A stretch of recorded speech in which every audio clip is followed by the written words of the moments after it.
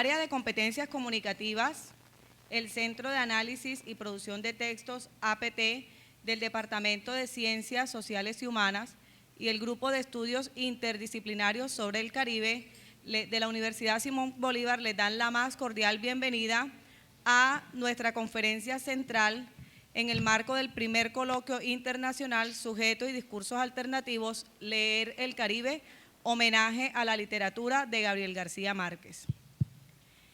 En esta tarde se llevará a cabo la conferencia central a cargo de nuestro invitado internacional, el doctor Luis Javier Hernández Carmona, la cual se titula La nostalgia como isotopía fundacional en América Latina y el Caribe. Luis Javier Hernández Carmona es profesor titular de la Universidad de los Andes de Venezuela, es licenciado en Educación, mención Castellano y Literatura, magíster en Ciencias de Literatura Latinoamericana, doctor en Ciencias Humanas de la Universidad del Zulia. Es el director del Laboratorio de Investigaciones Semióticas y Literarias y es el presidente de la Asociación Venezolana de Semiótica. La dinámica de esta tarde es la siguiente. El doctor Luis Javier presentará su conferencia. Al final de la conferencia, todos los invitados pueden hacer preguntas.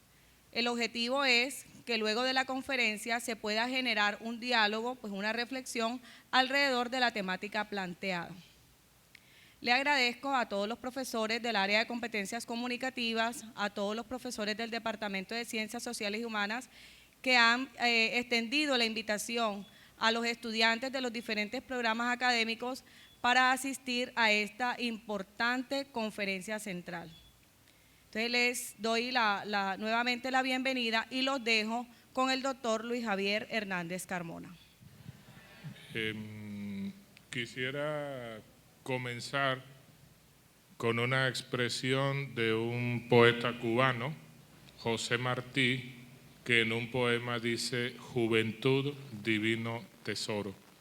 Creo que es doble privilegio haber sido invitado a este evento, pero también es un gran privilegio que el gran porcentaje de asistentes sean jóvenes. Jóvenes porque los latinoamericanos tenemos una profunda diatriba. Los latinoamericanos siempre estamos buscando identificarnos con algo. Es decir, Latinoamérica y el Caribe siempre están buscando un discurso que les permita identificarse como un lugar, como un espacio de la representación.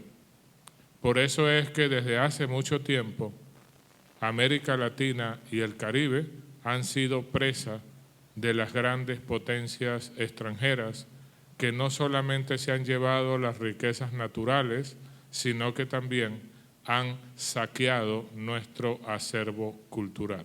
¿Qué se llama isotopía? Para que vamos familiarizándonos con el concepto. La isotopía es un eje temático que me permite a mí establecer relaciones dentro de un discurso. Eso es isotopía. Por ejemplo, yo voy a la isotopía de este congreso es Gabriel García Márquez y alrededor de esa isotopía de Gabriel García Márquez se nos presenta entonces la parte de los discursos alternativos. ¿Qué es un discurso alternativo? Y lo decíamos el martes. Un discurso, como hay discursos alternativos, hay discursos totalitarios. Las sociedades están formadas por discursos totalitarios. El discurso político, el discurso religioso son lenguajes totalitarios o son discursos de la totalidad o discursos totalitarios. Alrededor de esos discursos totalitarios surgen los discursos alternativos. Imagino que aquí hay estudiantes de arte, aquí hay estudiantes de humanidades.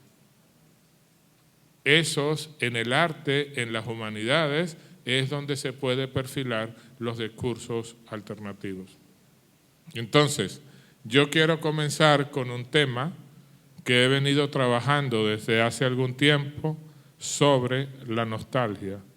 La nostalgia como isotopía fundacional en América Latina y el Caribe. Veamos lo siguiente. Nosotros los seres humanos nos movemos en dos sentidos. Nos movemos en un mundo de las cosas, nos movemos en un mundo de los objetos, es decir, nos movemos en un mundo de la materialidad. Pero al mismo tiempo nos movemos en un mundo del sujeto. Y yo se los voy a colocar con un ejemplo pero muy actual. Fíjense ustedes, hay un mundo de las cosas que en este momento en nuestra sociedad está representado por la tecnología. Y de la tecnología yo voy a tomar un instrumento, y el instrumento que voy a tomar es el celular. Cuando el celular está ahí en la tienda, es un objeto que forma parte del mundo de las cosas. Usted solamente tiene características técnicas, Samsung no sé qué cosa, Apple PK no sé qué cosa. Después que usted tiene el objeto y empieza a compartir con el objeto, ese objeto pasa de un mundo de las cosas al mundo del sujeto, es decir, se afectiviza. Cuando a una persona que tiene tiempo conviviendo con su celular, se le pierde, se le cae el mundo o no. Pero ¿se le ha perdido solamente un objeto o se está perdiendo parte de ese sujeto? Porque ¿qué es lo primero que vamos a hacer cuando ustedes compran sus superteléfonos? ¿Qué es lo primero que hacen? Lo primero que hacen es particularizarlo, ¿sí? Con una foto. Y saben que semióticamente eso es un indicador sobre la autoestima del sujeto, ¿o no lo sabían? Pobre de aquel que en vez de colocar en el avatar del teléfono o de Facebook un perrito o una montaña y no se coloca el mismo. Desde la semiótica, eso es ya un elemento que esa persona tiene una autoestima pero muy baja.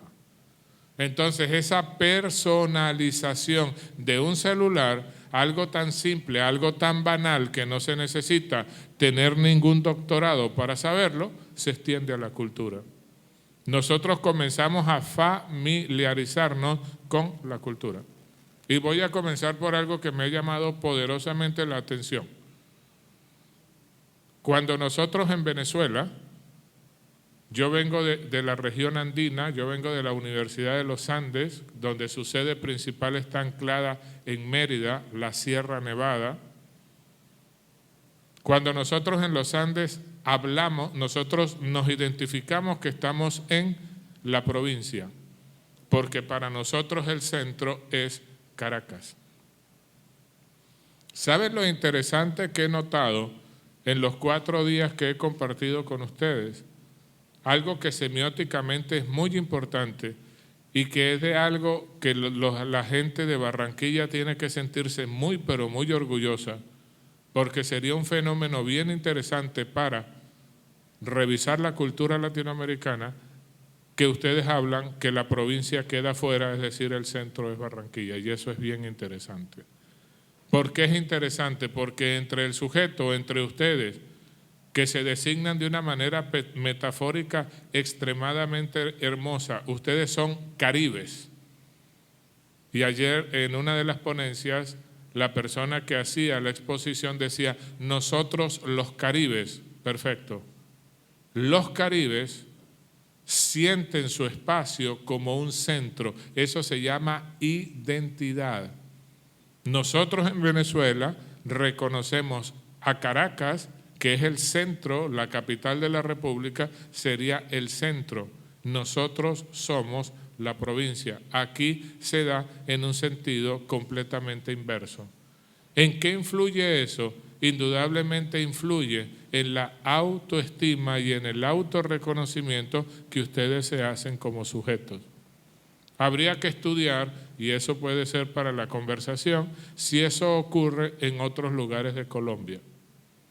Pero si ocurre solamente aquí en Barranquilla, tenemos entonces, desde esta metodología que se llama la semiótica, un elemento realmente importante para hacer un estudio cultural. Porque la autoestima, la identidad cultural del barranquillero será una identidad cultural bien, pero bien interesante, que luego para un estudio, que sé que hay parte interesada aquí, en un estudio sería en todo caso el vallenato.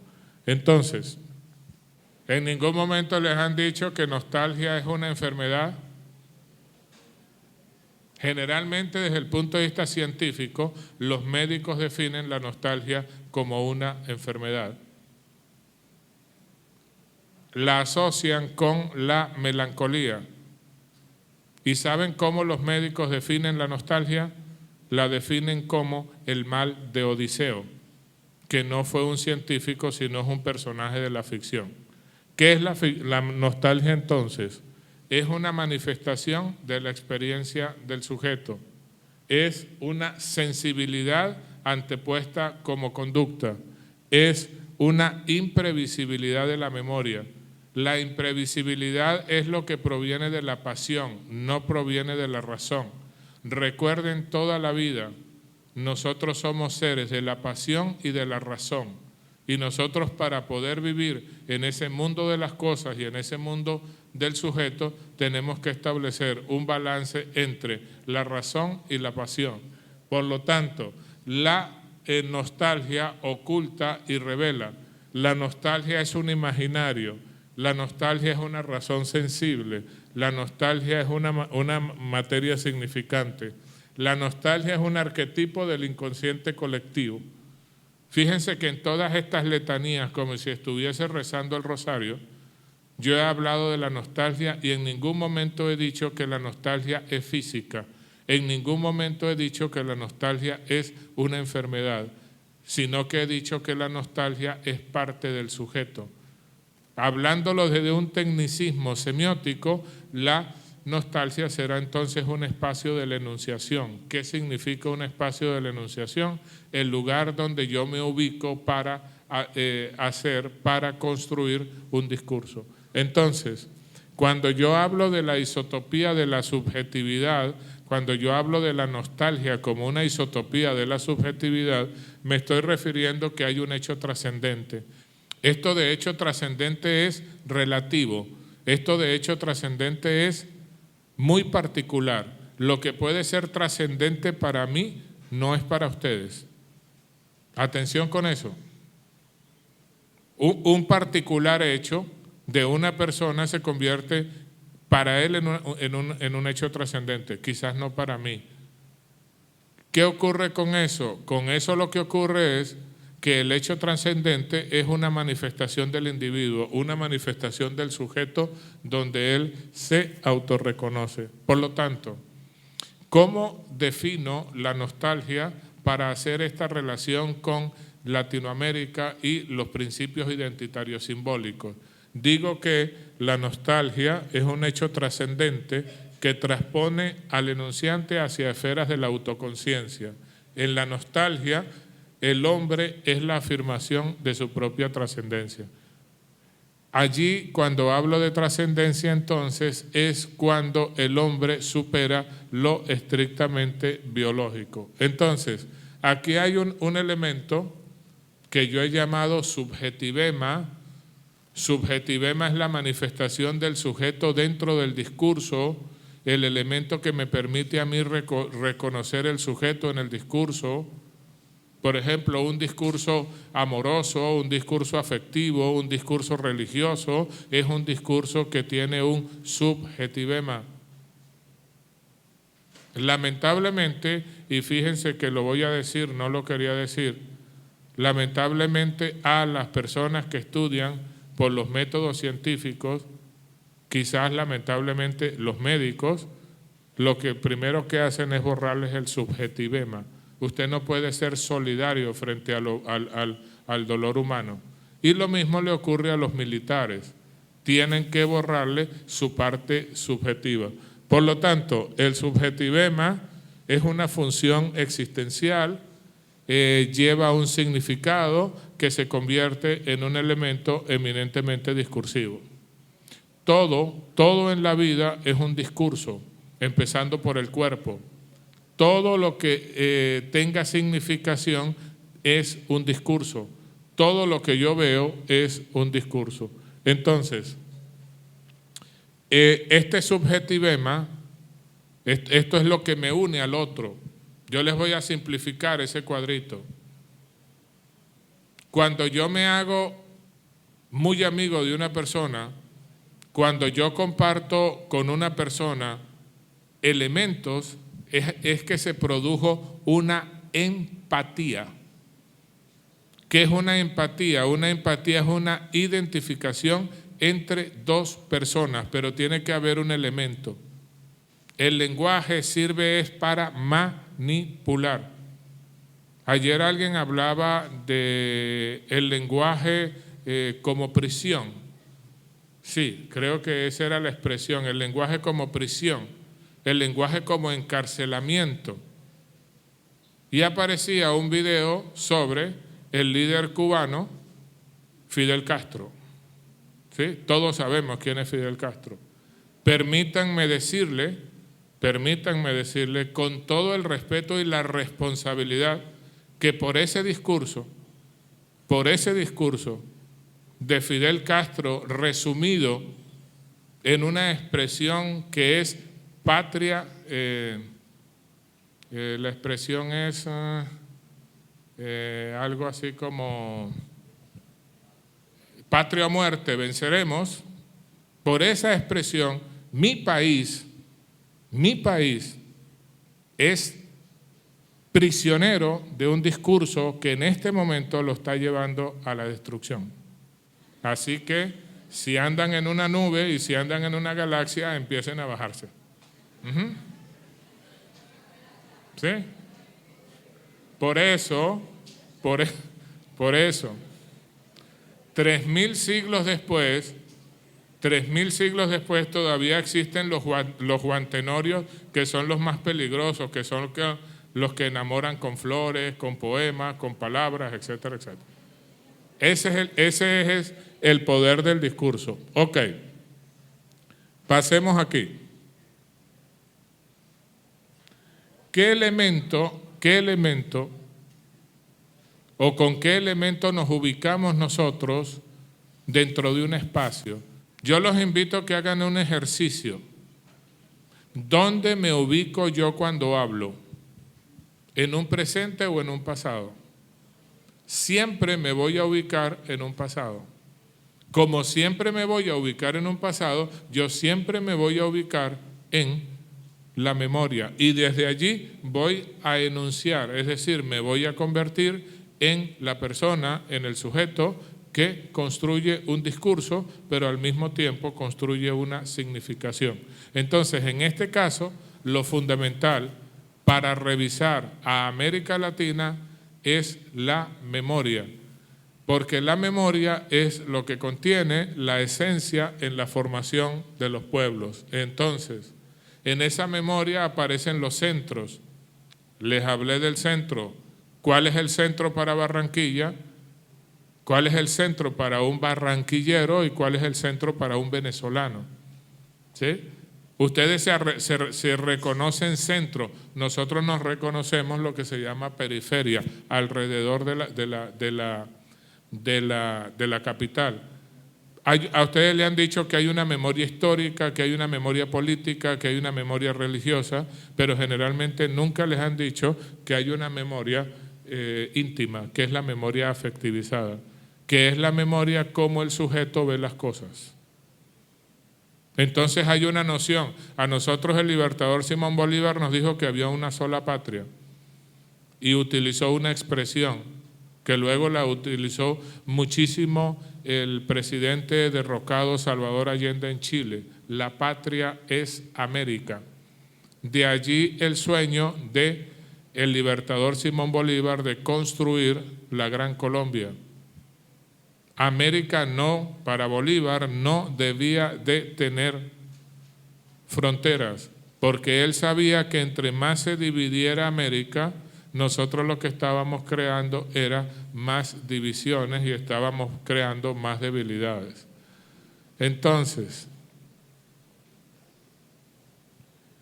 hay un filósofo llamado, fallecido no hace mucho, que se llamó Paul Ricoeur.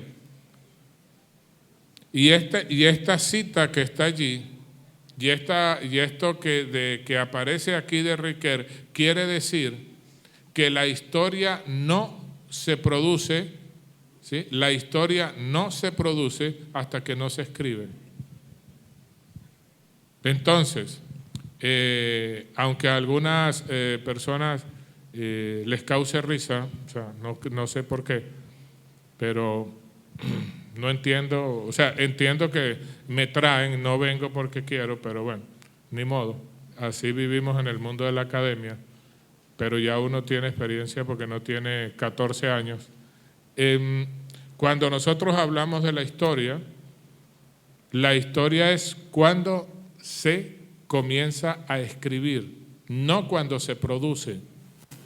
Porque antes de escribirse la historia no existe. Entonces, cuando yo hablo de una historia, ¿de qué estoy hablando? Cuando hablo de historia, hablo de la posición personal de una persona sobre lo que él vio en la historia, no lo que ocurrió. Cuando usted cuenta algo que ve, al momento de contarlo ya deja de ser lo que ocurrió y se convierte en lo contado. Eso ocurre con la historia. Y eso ha ocurrido con la historia latinoamericana. Eso ha ocurrido con la historia del Caribe. ¿Quiénes son los que entonces escriben la historia latinoamericana y la historia del Caribe? Los que la escribieron. Y la historia del Caribe y la historia latinoamericana nunca se escribió desde la nostalgia, sino la historia latinoamericana, el discurso latinoamericano se escribe desde el referente histórico, es decir, desde lo que sucedió. Y entonces, aquí nos encontramos algo bien interesante, las crónicas de Indias. Si ustedes han participado en algunas o han escuchado algunas ponencias, se habrán dado cuenta que hay personas que dicen los fatídicos españoles que vinieron, los españoles que vinieron a acabar con América, los españoles esto, los españoles aquello. Completamente de acuerdo. Los españoles cometieron los mayores destrozos en América. Los españoles destruyeron a América y hoy día América paga todavía las consecuencias de los españoles. Lo que no podemos negar nosotros es que en esos españoles existe una base fundamental para que yo pueda analizar el discurso cultural latinoamericano. Y uno de esos son las crónicas de Indias. Las crónicas de Indias eran las noticias que los españoles mandaban de aquí para España, dándole al rey información de todo lo que ocurría aquí. Pero como ellos nunca supieron dónde estaban, atención, empezando por Cristóbal Colón se murió creyendo que había llegado a las Indias. ¿Y por qué creen ustedes que este continente donde nosotros estamos se llama América y no Colombia? O la colombina, como la llamó Francisco de Miranda, porque se le atribuye como verdadero y único descubridor a un señor que se llamó Américo Vespucio, que salió paralelamente en el cuarto viaje de Cristóbal Colón. Cuando ellos llegaron aquí, llegaron buscando dragones, llegaron buscando cíclopes, llegaron buscando todo lo que estructuraba una literatura mítica. Es decir, ellos no llegaron a una realidad histórica, sino para ellos habían llegado a una realidad mítica. Pero aquí está la base que hace posible que se sostenga hoy la literatura de Gabriel García Márquez.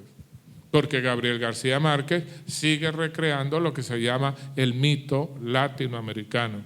Entonces, por una parte destruyeron, pero por otra parte quedaron documentos que son la relación entre la historia y la ficción. Entonces, una pregunta: ¿qué nos define latinoamericanos? ¿Qué nos define caribeños? ¿El realismo mágico? ¿El realismo memorial? ¿La historia conmemorativa, que es la que nos enseñaron en la escuela, fechas, batallas, libertadores, o lo real maravilloso? ¿Qué nos define como latinoamericanos? ¿Qué los define a ustedes como barranquilleros? ¿El vallenato? ¿La cumbia? ¿El carnaval? Entonces, en todos esos sentidos yo me voy preguntando y van naciendo referencias que me permitan a mí preguntarme qué me define. Entonces, lo que nos define, atención, lo que nos define es la tierra. Y entonces no estamos hablando ni de la tierra venezolana, ni de la tierra colombiana, ni de la tierra peruana, sino estamos hablando de la tierra latinoamericana. En este sentido no hay fronteras. Buscando la perspectiva de esta manera no hay límites, sino que América se convierte en un universal. En Venezuela nació un hombre que se llamó Simón Rodríguez. Si ustedes revisan un manual de historia, le van a decir que Simón Rodríguez fue uno de los 3 maestros que tuvo el libertador Simón Bolívar, y hasta ahí va a llegar la cosa. No. Simón Rodríguez planteó, lo llamaron loco, todavía por ejemplo el Estado venezolano, que supuestamente está cambiando la mentalidad de los hombres venezolanos. Simón Rodríguez planteaba que la educación tenía que ser el elemento que liberara al hombre de sus ataduras, no solamente espirituales, sino éticas y morales. Y dijo una frase, dijo: erramos o perecemos, erramos o inventamos. Por eso en algún momento o en alguna materia les han hablado de la globalización. Se dice en este momento que la globalización sería la última estocada que le van a dar a América Latina para que se desaparezca. ¿Quién lo dice? El famoso Mario Vargas Llosa. América Latina entonces, con la globalización, supuestamente, yo no creo, estaría tendiendo a desaparecer. Dice: la historia de América Latina es también la suma de esfuerzos desmesurados e inútiles y de dramas condenados al olvido. La peste del olvido existe también entre nosotros. ¿De qué hablé yo? Empezando de la memoria. ¿Qué nos dice Gabriel García Márquez? Es una lucha contra la desmemoria y el olvido. Si no lo han leído, si lo han leído, en algún momento lo van a leer. En 100 años de soledad aparece un diccionario giratorio. En 100 años de soledad hay un profundo miedo por la peste del olvido, que a los personajes se les olvide quién es. Pero aquí hay una metáfora, lo que se llama el imperialismo. Ojo que no son solamente los Estados Unidos. Un ejemplo que lo tienen aquí cerquita. En Venezuela en este momento se ejecuta una intervención de un nuevo imperialismo, y el imperialismo es el imperialismo chino. ¿Y cómo entra el imperialismo? El imperialismo entra a partir de la parte económica. Si hay gente que estudia economía aquí, se darán cuenta que lo económico es lo que hace tambalear las estructuras sociales. De la economía depende fundamentalmente todas las otras instituciones que se desarrollan. Yo no puedo decir en este momento, por ejemplo, en Venezuela, que yo voy a romper a trocha y mocha contra los gringos, cuando la mayoría de explotaciones petroleras en Venezuela la hacen los gringos.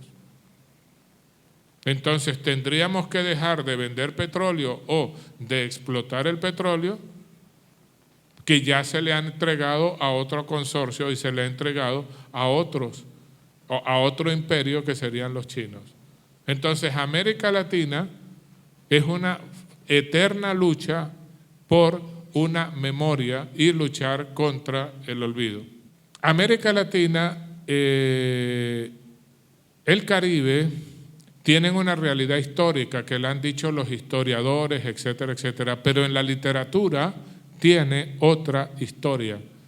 Y en la literatura está la historia no contada, porque en la literatura está la historia que se narra, la historia que se cuenta y la historia que se imagina. La verdadera historia de un pueblo está en la literatura. Si aquí se sienta un antropólogo, le van a preguntar dónde está la verdadera cultura de un pueblo, va a decir en la comida y en los monumentos funerarios. Una persona que trabaje con semiótica de la cultura le va a decir que la verdadera historia está escrita en los lenguajes alternativos, en los discursos alternativos, en este caso en la literatura. Una prueba fehaciente, la literatura de Gabriel García Márquez, indudablemente. Por lo tanto, aquí está América Latina. América Latina se ha fundamentado en una historia, tenemos una historia, pero también tenemos una ficción. Hay una nostalgia latinoamericana, hay una utopía latinoamericana que es la que yo busco, la que yo llevo y la que trato de levantar. Y mire cómo nos han llamado mestizos. ¿De dónde viene ese término? Ese término viene del mundo científico. ¿Y qué es un mestizo? Algo que no es puro. En los animales, mestizo es el que no tiene pedigrí. Es decir, un certificado autenticado de nobleza. Aquí los únicos que tendrían pedigrí en los humanos serían los reyes, los monarcas.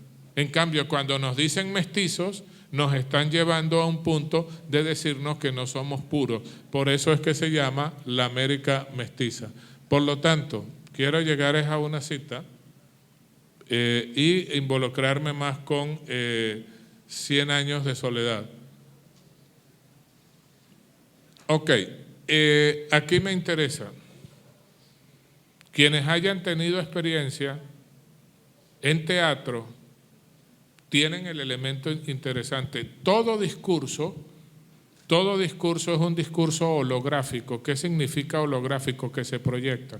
Hay una famosa película, para que vean que no es solamente la literatura. La película se llama Matrix. En la película Matrix siempre se ve la proyección del otro. ¿Y por qué la película Matrix? A los que estudian ciencias humanas les han dicho que hay modernidad, que hay posmodernidad.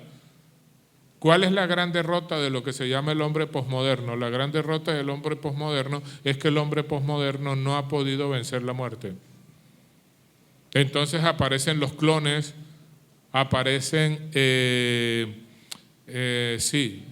clonar a la persona, clonar al otro, y aparece la famosa figura del cyborg, es decir, el robot que es mitad humano y es mitad máquina, que sería la perpetuación del hombre. Entonces, lo holográfico es lo que se proyecta, una película, etcétera, etcétera. Pero la cultura también es un elemento eminentemente holográfico, porque la cultura se mueve en base de las representaciones. Es decir, la cultura de Barranquilla es la proyección de todos ustedes sobre un soporte o una base de una memoria histórica. Entonces, en algún momento ustedes han escuchado hablar de la palabra semiosis. Suena así como muy rara, suena así como muy rebombante, pero facilito. ¿Qué es una semiosis? Una semiosis es un momento en que se produce una significación a partir de un discurso. Esa es la semiosis. Por lo tanto, la cultura latinoamericana se construye como una semiosis entre un sujeto y un mundo de las cosas. Por lo tanto, hay semiosis históricas, hay semiosis políticas, semiosis culturales, semiosis amorosas, etcétera, etcétera, etcétera. Y aparece algo interesante en América, que es el mito. Para nosotros los latinoamericanos, el mito es una realidad que me permite crear a mí una semiosis, es decir, me permite a mí producir un campo de significación. Y de allí que aparezca una novela donde hay un niño con cola de cerdo,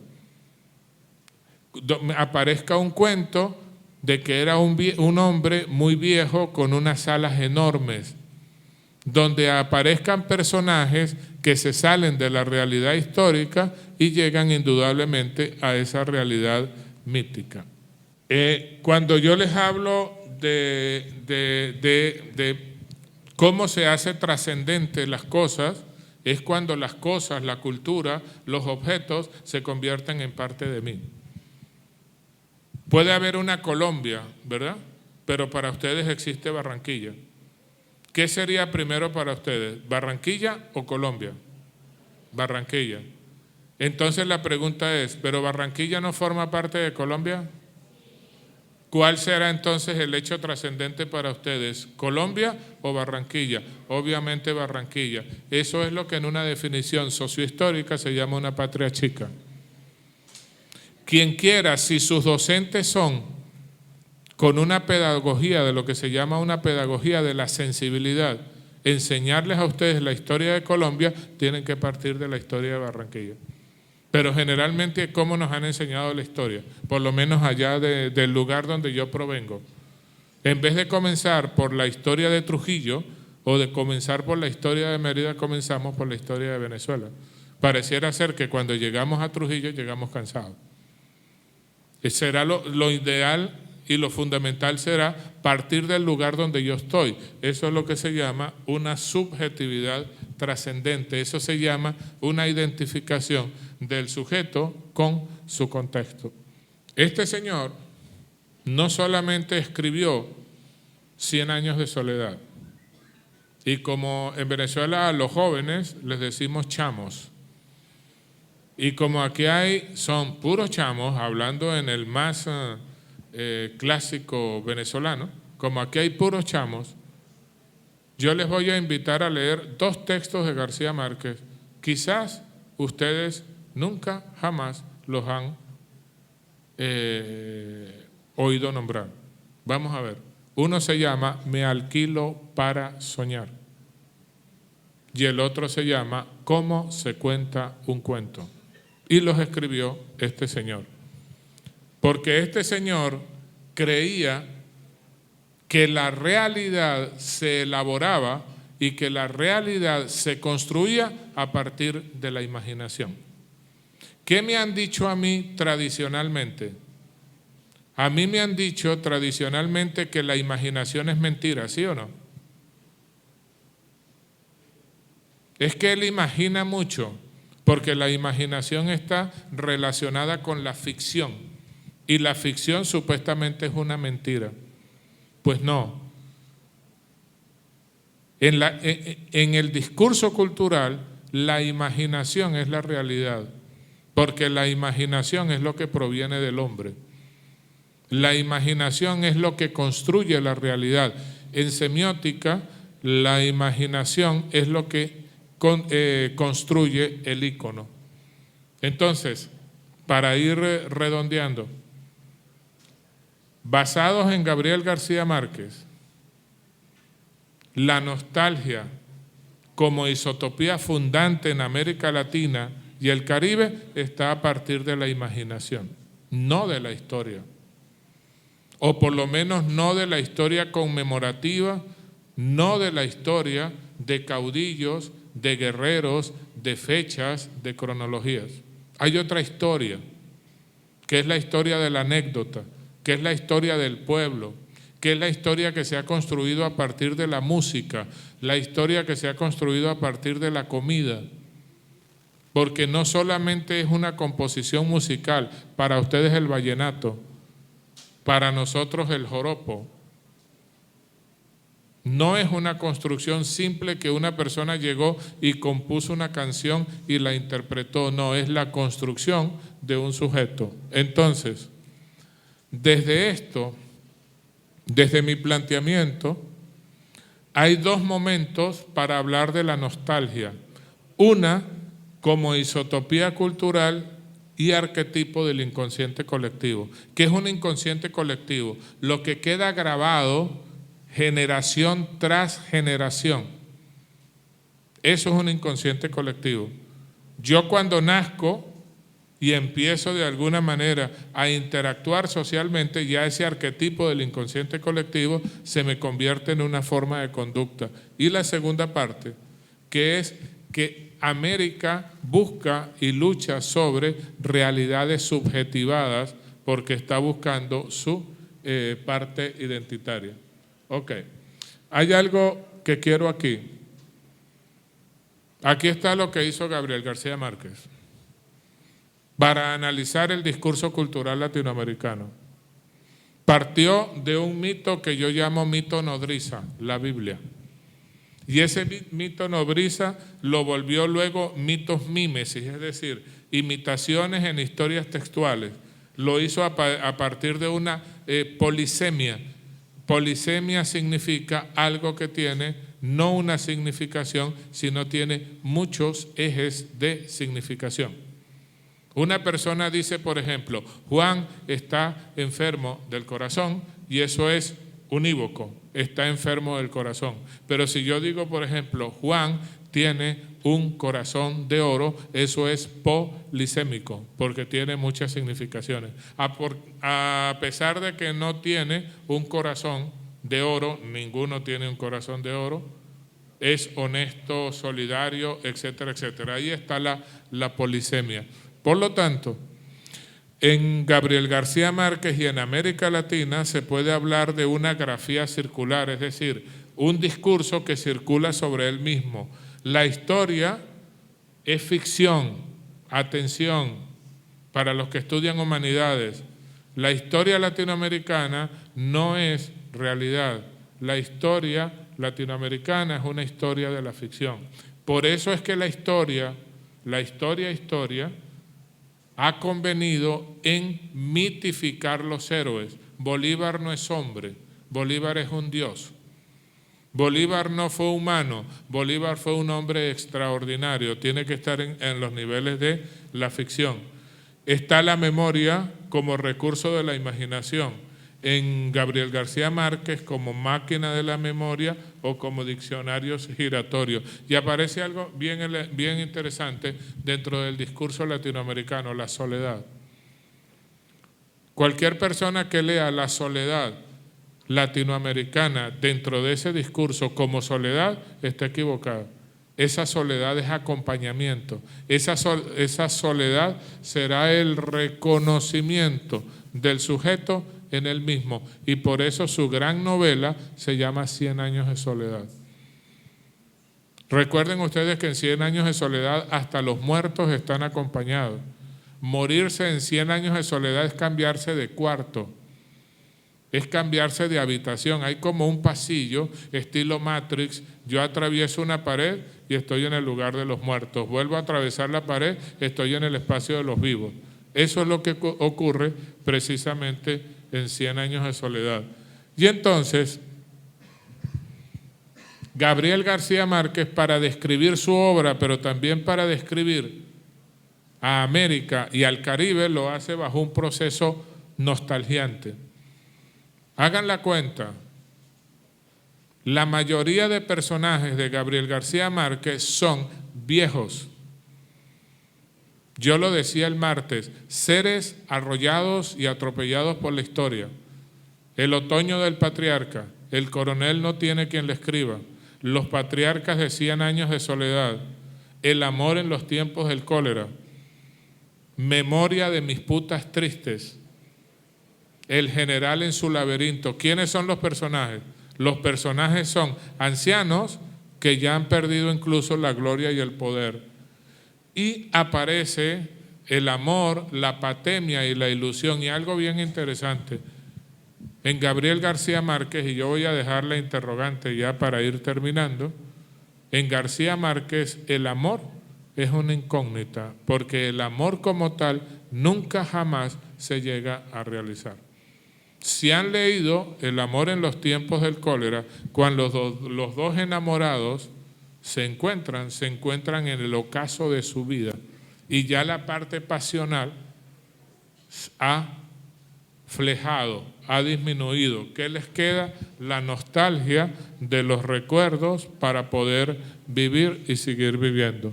Por lo tanto, América Latina completa es un Macondo.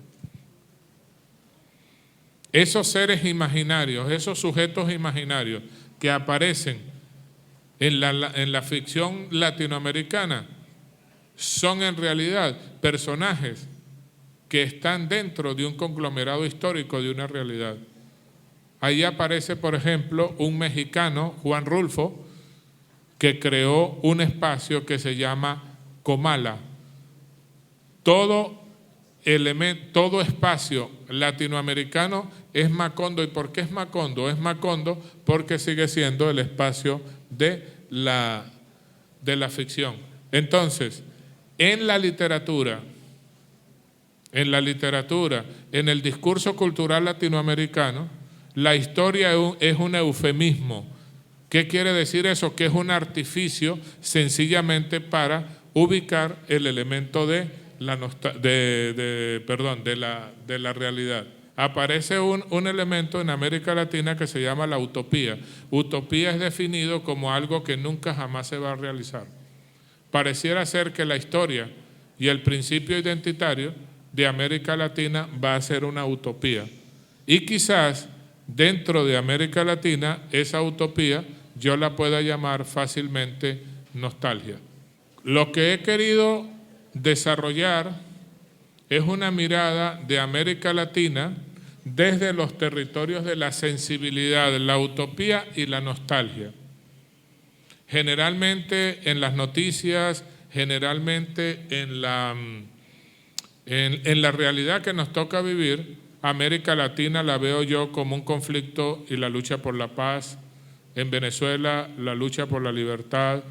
En Venezuela, por la lucha por la comida frente a una lotería del hambre. En Venezuela, por una lucha de poder salir del país y no estar encarcelado en un país. Eso es lo que nos presentan los medios de comunicación a diario porque es la realidad inmediata. Pero hay otra historia que se ha construido en el discurso estético, hay otra historia que se ha construido en los discursos culturales. Y esa historia se ha construido desde la sensibilidad. Y cuando hablo de sensibilidad, estoy hablando indudablemente de un sujeto, de una persona que trata de interpretar o de buscar una lógica de sentido sobre los acontecimientos. La gran conclusión es que el discurso cultural latinoamericano es un discurso profundamente nostálgico porque busca una explicación de sus orígenes, pero al mismo tiempo busca una proyección hacia dónde va ese discurso y que mañana nosotros como latinoamericanos, en el caso de Venezuela y de Colombia, como caribeños, nos podamos definir desde la autenticidad. Pero no quiero terminar sin decir, alguien se puede estar preguntando, ¿es que no nos hemos definido? Sí, y nos hemos definido de múltiples maneras, pero no a través de la historia como tal, sino nos hemos definido es a través del discurso estético, donde aparece la nostalgia, que no es una enfermedad, sino es la posibilidad que yo tengo como hombre, de soñar y de hacer una construcción de sentido a partir de la imaginación y la sensibilidad. Muchas gracias.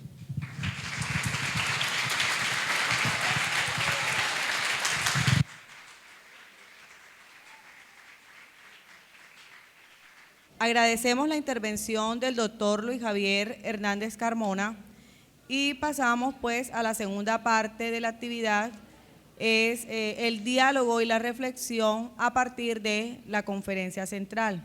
¿Qué lo lleva a usted a desarrollar este discurso de la utopía y la nostalgia, buscando una proyección de la autenticidad? Ustedes han escuchado hablar semiótica, les han dado 1000 explicaciones sobre la semiótica Por favor, por el amor de Dios, por el amor de Cristo, por lo que más quieran, nunca vayan a repetir que la semiótica es una ciencia, la semiótica es un método.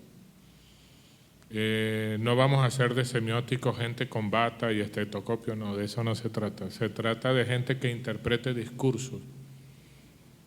La semiótica en todo caso es una muy dulce intoxicación que a uno produce en su cuerpo y entonces ya no tiene inocencia en mirar un discurso. ¿Qué me llevó a esto? Me llevó a esto y por fortuna de la vida desarrollar una teoría sobre una semiótica que se llama la semiótica de la subjetividad-afectividad. Y en esa semiótica me encontré que existía una palabra que se llama nostalgia y que la nostalgia era revelada como una enfermedad. Cuando empecé a revisar textos, cuando empecé a revisar teorías, me di cuenta que la nostalgia no es una enfermedad, sino que la nostalgia es una forma de leer el mundo. Yo puedo leer el mundo con nostalgia o lo puedo leer sin nostalgia. Yo puedo revisar mi actuación con nostalgia o la puedo revisar sin nostalgia. Y hay un elemento que las redes sociales, yo no estoy en contra de la tecnología, viva la tecnología. El problema es que la tecnología es un arma de doble filo.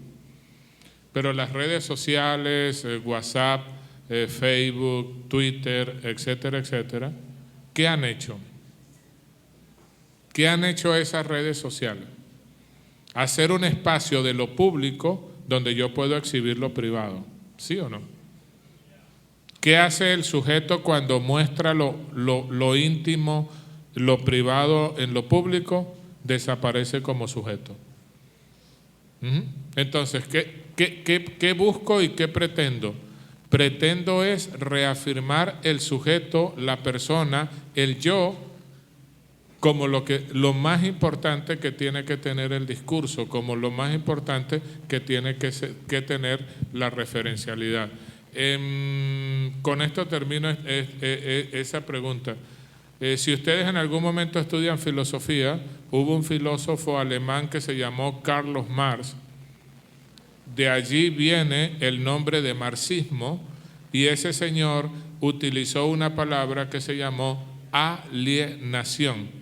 Y alienación, desde el término utilizado por Marx, significa perder lo propio, perder lo mío, perder mi valor y perder mi identidad. Bueno, esta semiótica de la subjetividad-afectividad intenta que ese sujeto no pierda su identidad y que se arraigue en sus valores. Doctor Hernández, ¿en qué proyectos podemos participar los estudiantes de la Universidad Simón Bolívar para usar la semiótica como método? La semiótica es una metodología que me permite a mí encontrar algo que se llama la lógica de sentido. Y todo lo que ocurre por una lógica de sentido. Aquella premisa científica, todo tiene una causa y un efecto, es cierta. Entonces, la semiótica lo que busca es la causa y el efecto. Por ejemplo, nosotros en la Universidad de los Andes de Venezuela, en este momento ejecutamos un proyecto que se llama la pedagogía de la sensibilidad, aplicando esta metodología semiótica. ¿Y qué es una pedagogía de la sensibilidad?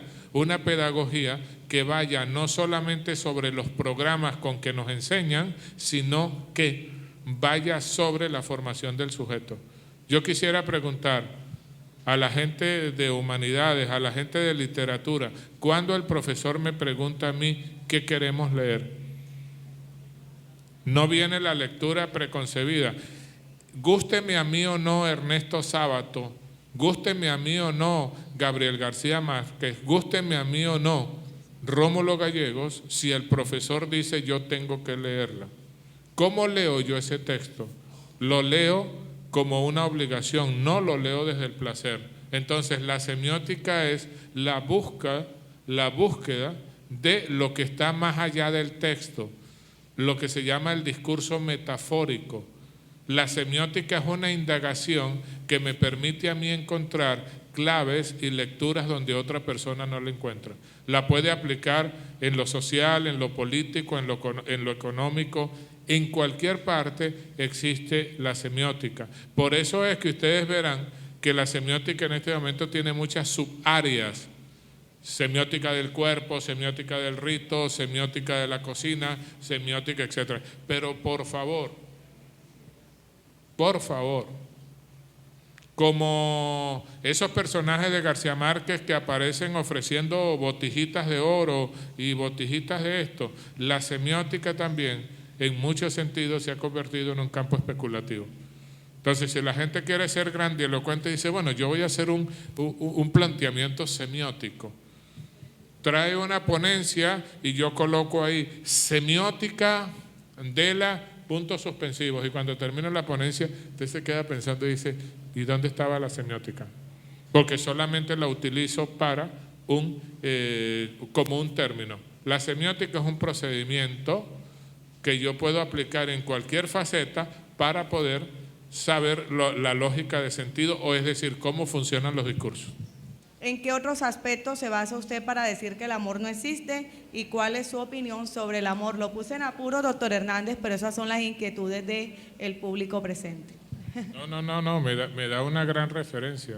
Si algún día, como dicen las fábulas, en un tiempo remoto me volvieran a invitar, mi conferencia será semiótica y amor, para que vea cómo va a estar esto.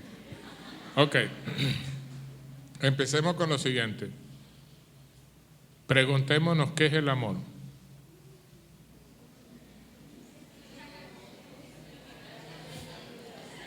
Preguntémonos qué es el amor. El amor es la construcción de un campo semiótico.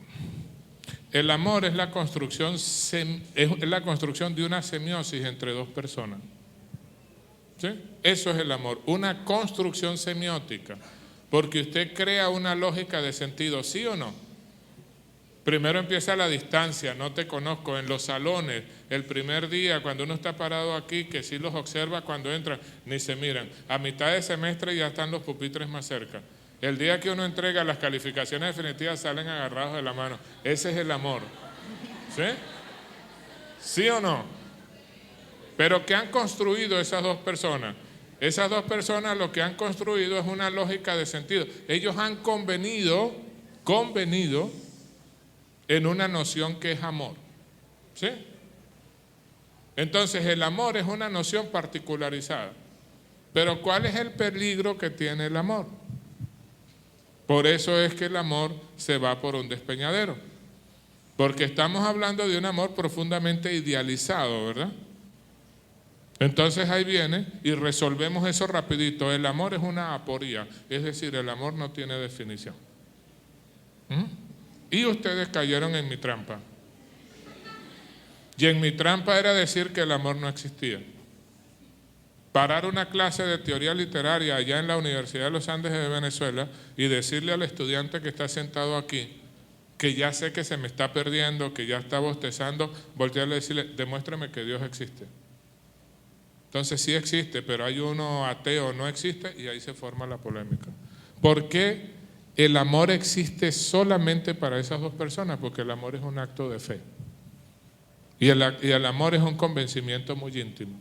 Pero claro, como esto es muy largo, lo resumo. ¿Qué es lo primero que ustedes hacen cuando se enamoran? Lo primero que hacen es cambiarse el nombre, ¿o no? Hoy van a decir que no. Ya no se llama Ruperto ni María, sino se llama Osa, Oso, ¿sí o no?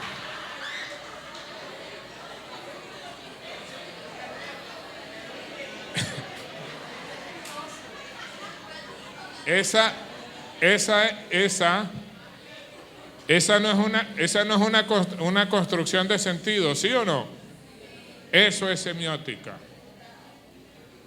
Lo que yo les he hecho en este momento es aplicar semiótica sin definirla más. Creo que lo otro, y ya nos vamos porque nos alborotamos, el amor alborota. ¿Sí? La otra era, ¿por qué yo digo que la nostalgia? Vamos a escuchar, por favor. ¿Sí? ¿Por qué yo digo que la nostalgia? Porque la nostalgia es la posibilidad de recrear lo que hemos vivido. La nostalgia es la posibilidad de ensoñar lo que hemos vivido, pero no solamente la nostalgia va hacia atrás, la nostalgia va hacia adelante. Mario Benedetti, otro de los grandes escritores latinoamericanos, en un libro que se llama Mensaje a la Juventud, dice que no hay una nostalgia solamente retrospectiva, sino hay una nostalgia del futuro. Entonces, la juventud, ustedes tienen una nostalgia del futuro por añorar un futuro mayor. Entonces, hablo de la nostalgia porque es la oportunidad cuando yo recuerdo de volver a recomponer el hecho. ¿Sí? Empatándolo con el amor. Y ya, en 5 minutos termino. Empatándolo con el amor. ¿Cuándo se vive fervientemente el momento? ¿Cuando lo vivo ahí o cuando lo recuerdo? Eso es la nostalgia y por eso yo digo que América Latina se construye sobre la nostalgia. La última pregunta que me hicieron.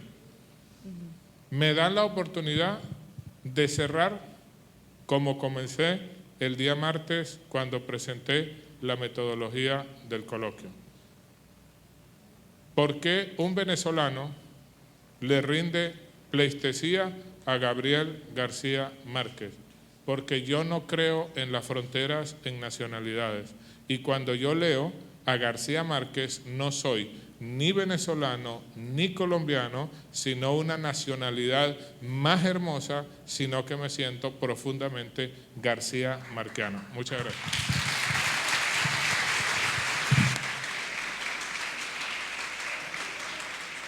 Permanezcan en sus puestos, por favor, jóvenes, estudiantes, profesores, invitados. Muchas gracias por aceptar esta invitación a nuestro primer coloquio internacional, Sujetos y Discursos Alternativos. Muchas gracias.